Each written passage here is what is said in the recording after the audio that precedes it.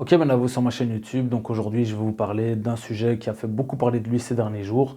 Il s'agit de l'application WhatsApp et plus particulièrement du fait que l'application apparemment va utiliser nos données différemment. On n'en sait pas trop, donc justement, je vais en parler dans cette vidéo. Mais avant de commencer, si ça n'est pas encore fait, abonnez-vous à la chaîne YouTube. Ça prend quelques secondes, ça permet d'agrandir la communauté.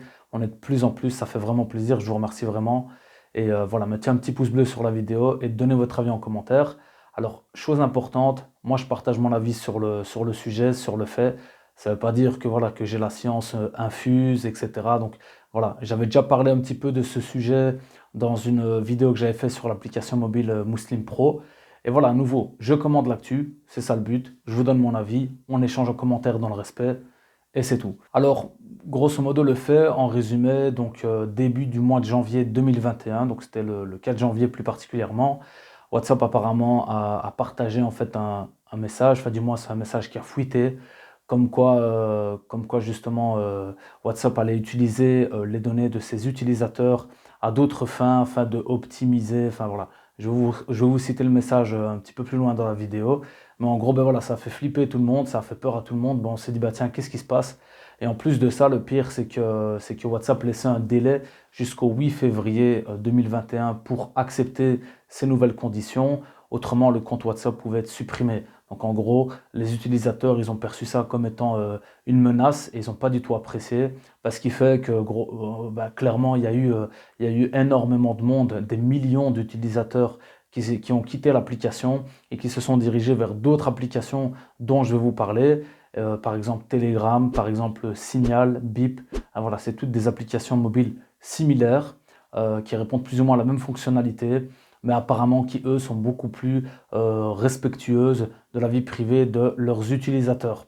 Alors clairement, ces applications, Signal, par exemple, Telegram, ils ont vu mais leurs chiffres exploser, mais comme pas possible, en l'espace de une semaine. Donc beaucoup d'utilisateurs ont quitté WhatsApp pour aller vers ces applications. Et voilà, je vais un petit peu plus vous donner mon avis sur la question. Alors, ce que WhatsApp nous dit, entre autres, dans le message, je vais le lire ici, je l'ai en face de moi. Donc, c'est que des informations supplémentaires sur la manière dont WhatsApp traite nos données et qu'elle travaille avec des entreprises qui utilisent Facebook ou des tierces pour aider à stocker et à mieux gérer les communications, leurs communications avec vous sur WhatsApp.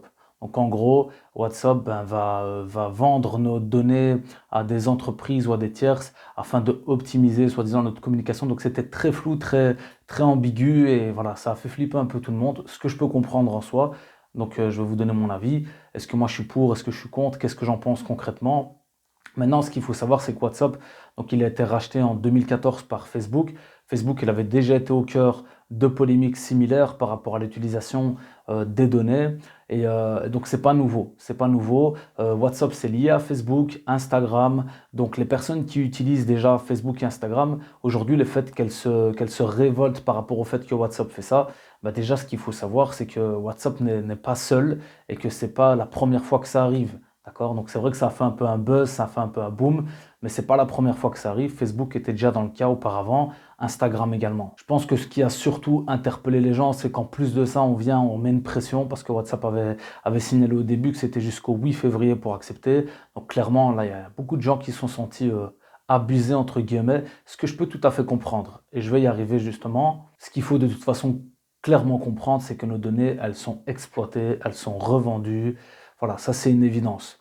Alors WhatsApp a essayé de démentir un petit peu bah, toutes ces rumeurs-là, en disant mais non, c'est pas vrai, bah voilà, un petit peu comme le coup Muslim Pro, donc ils essaient un petit peu de se rattraper et dire non, ben voilà, écoutez, on va laisser, ils ont prolongé apparemment leur délai de 3 mois, donc c'est jusqu'au mois de mai, je pense que c'est le 15 mai, pour pouvoir accepter les nouvelles conditions d'utilisation. Est-ce qu'ils vont les revoir? Ça je ne sais pas, mais à mon avis, là je pense qu'ils ont senti une grosse pression parce qu'il y a eu énormément de monde qui ont quitté l'application.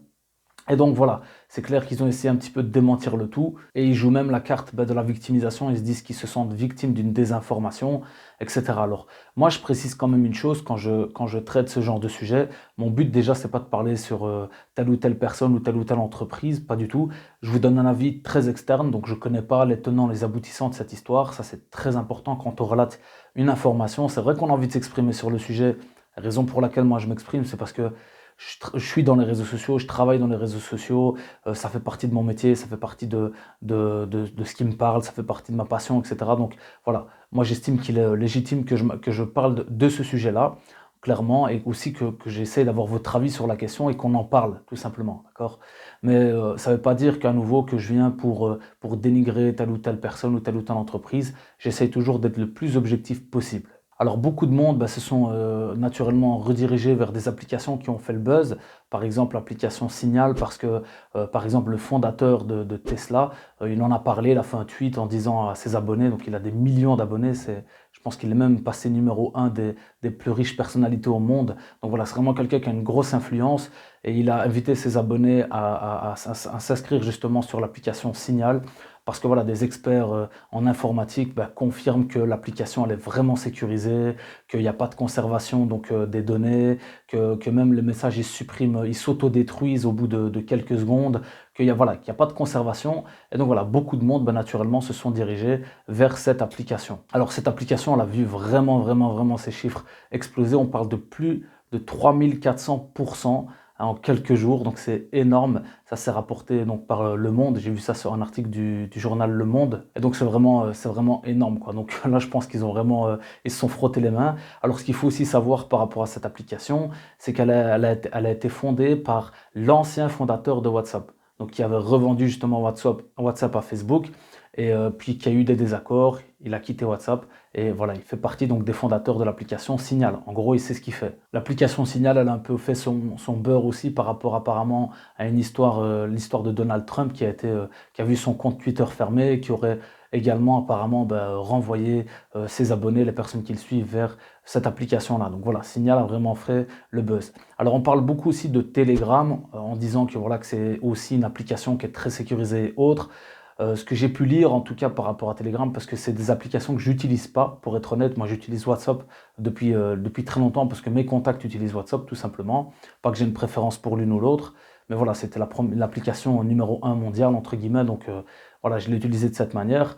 Telegram apparemment, c'est pas tout à fait sûr à 100% que c'est purement sécurisé. Apparemment, il faut activer faut faire une certaine configuration et autres que tout le monde ne fait pas. Donc voilà. Et c'est justement là que je vais en arriver dans cette vidéo. Moi, il y a une moralité que j'aimerais extraire de cette actualité et qu'il est vraiment important pour moi d'aborder ce type de fait-là. Ce qu'on peut constater, c'est que quand il y a un boom, quand il y a un buzz, tout le monde suit comme ça, la tête baissée. Allez, ok, tout le monde part de WhatsApp. Ok, tout le monde part de WhatsApp. Allez, ok, tout le monde télécharge Telegram. Ok, tout le monde télécharge Telegram. Et on suit vraiment comme ça un petit peu la foule. Et ça, moi, personnellement, j'aime pas ça. J'aime bien toujours me tirer mon propre opinion, tirer mon propre avis, aller m'informer plus en profondeur et éviter de suivre comme ça des mécanismes que tout le monde suit parce que c'est la tendance. Ça, c'est une réalité. Alors, moi, ce que je vous transmets, et je pense que c'est un des plus grands messages de cette vidéo, parce que honnêtement, WhatsApp, Signal et tout ça, moi, c'est des outils avec lesquels je travaille, j'ai rien à cacher personnellement, donc voilà, déjà, je sais pas pourquoi les gens s'affolent à ce point-là. Moi, j'ai rien à cacher. Je peux comprendre qu'il y en a qui ont peur pour leur intimité, que l'application, dans sa conception, elle n'est pas comme Facebook où c'est une application publique. Entre guillemets, elle est censée être une messagerie personnelle, donc intime. Donc, je comprends tout à fait le fait que des personnes ont peur pour leur intimité. Moi, personnellement, ça fait des années que j'utilise ces outils-là, même les appels téléphoniques. Ça fait des années qu'on est rodé et qu'on est très vigilant dans l'utilisation de ces appareils.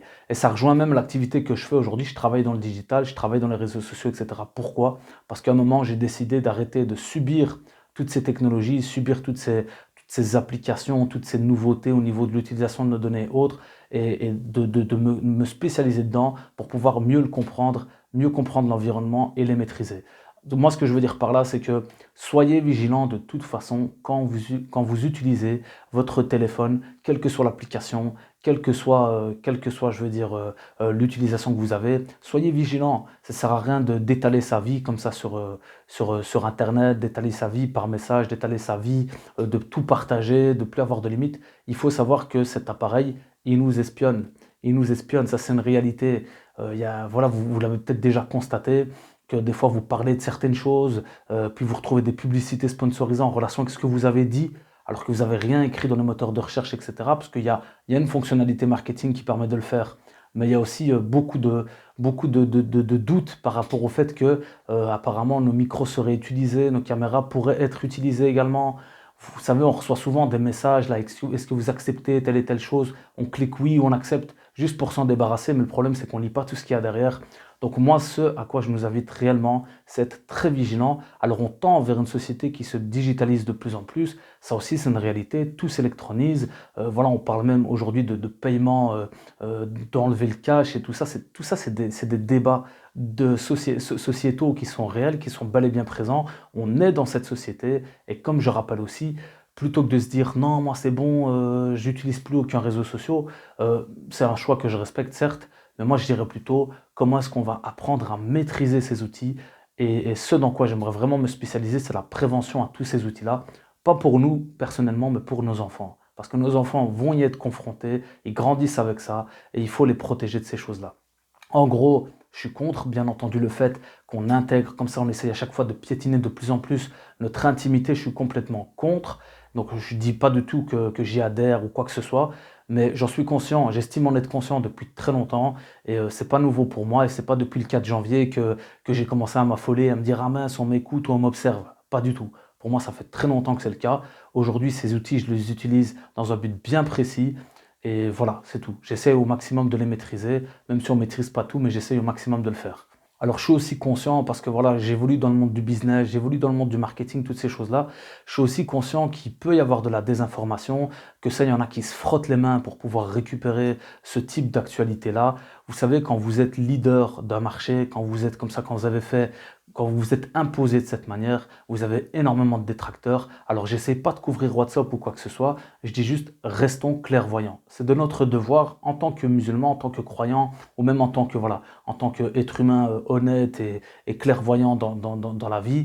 Je veux dire, il est important de aussi être vigilant par rapport à la désinformation, par rapport à l'instrumentalisation, par rapport à la récupération politique, la récupération économique des concurrents, etc. Il faut vraiment être vigilant par rapport à ça et pas comme ça suivre des mouvements juste pour les suivre. Et pourquoi également, j'en profite pour aussi partager un petit peu ma conception par rapport à mes convictions. L'islam, c'est une religion qui nous appelle aux sources, qui nous appelle à justement aller vérifier les sources de ce qu'on transmet, vérifier les sources de ce qu'on entend. On ne peut pas comme ça rapporter et véhiculer des infos sans s'être informé un minimum et sans s'assurer de l'authenticité de nos propos. Et c'est pour ça que je répète une nouvelle fois, quand je traite ce genre de sujet d'actualité, c'est avec des grandes pincettes, parce qu'il y en a qui m'ont mis dans les commentaires, ouais, blablabla, il y en a qui mettent blablabla, tu parles dans le vide, ou alors va t'informer plus, etc. Non, mon but c'est juste de parler du sujet parce que c'est un sujet qui nous touche. Je veux en discuter avec vous en commentaire. Ça ne veut pas dire que le sujet, je l'ai étudié pendant des années, j'ai pas que ça à faire. Je ne le maîtrise pas sur le bout des doigts.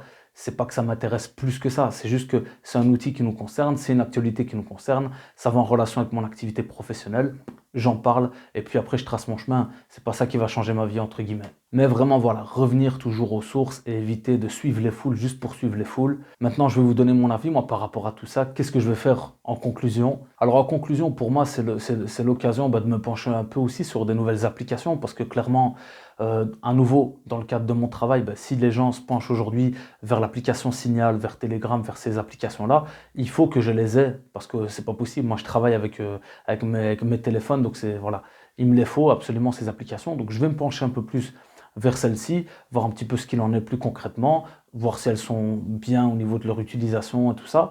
Et puis voilà, je vais m'adapter, je vais un petit peu suivre à ce niveau-là parce que j'ai pas le choix entre guillemets. Si mes contacts partent vers ces applications, j'ai pas trop le choix. Mais je vais garder mon WhatsApp parce que voilà, mon WhatsApp, je l'utilise vraiment. C'est des mots-clés limite, quoi. C'est OK, oui, ça. Je rentre pas dans des grands sujets, je rentre pas dans des grandes. Voilà, donc mon WhatsApp, je vais le garder tant qu'à présent. Si je vois vraiment qu'il y a une intimidation de leur part ou qu'il y a vraiment une malhonnêteté de leur part, à ce moment-là, je l'enlèverai tout simplement parce que je suis pas dépendant de ces choses-là. Et voilà, je les utilise parce qu'aujourd'hui, elles me sont utiles. Demain, si elles ne me le sont plus, j'arrêterai de les utiliser tout simplement. Et je terminerai tout simplement par dire, soyons prudents, vigilants et clairvoyants. À nouveau, cessons de suivre comme ça la foule juste pour suivre la foule. Soyons également cohérents dans nos propos. Les gens qui quittent WhatsApp mais qui ne quittent pas Facebook, alors que Facebook, WhatsApp, Instagram, c'est les mêmes. Hein. À un moment, voilà, soyons juste un peu cohérents dans ce qu'on fait, dans ce qu'on dit. Voilà, faut pas à nouveau juste suivre pour suivre. Allons un peu plus nous informer sur qui se cache derrière toutes ces applications-là. Et comme je l'ai déjà dit aussi dans la vidéo sur l'application mobile musulmane, hein, donc enfin pour les musulmans, Muslim Pro, ben, comme je le disais, j'ai parlé de Bilal Mouezine parce que voilà, clairement, qu'on propose d'autres alternatives. On n'est pas content avec quelque chose, ben, qu'on propose d'autres alternatives. Moi, je suis pas dans le style à me dire ouais, mais pourquoi nous toujours me mettre dans une position de victime? Ils ont fait une application, ça nous plaît pas, ben, pourquoi pas ne pas faire une application de messagerie instantanée?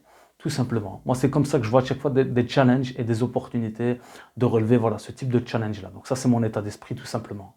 Donc faites attention à vous sur le web, faites attention surtout à vos enfants, à nos enfants qui grandissent en plein là-dedans. Et franchement, je vais essayer au maximum moi de me développer là-dedans, dans la prévention aux réseaux sociaux, d'essayer de faire passer de plus en plus de messages de prévention parce qu'on peut constater énormément de dérives, de catastrophes qui se passent sur Internet. Alors il y a du bien, je ne dis pas qu'il n'y a que du mal, et moi je le connais, le potentiel qu'il y a sur le web, parce qu'à nouveau, je l'exploite dans le cadre de mon activité, mais c'est clair que les dérives aussi, elles peuvent être très conséquentes, et j'espère pouvoir de plus en plus m'y pencher, vous les transmettre. Donc n'hésitez pas à me donner votre avis en commentaire. Qu'est-ce que vous en pensez par rapport à tout ça? Qu'est-ce que vous allez faire concrètement? Si vous avez d'autres alternatives. Donc voilà, faites attention à vous ainsi qu'à vos familles. Je vous dis à très bientôt. Barakallahu fikum. Wassalamu alaikum wa rahmatullahi wa barakatuh.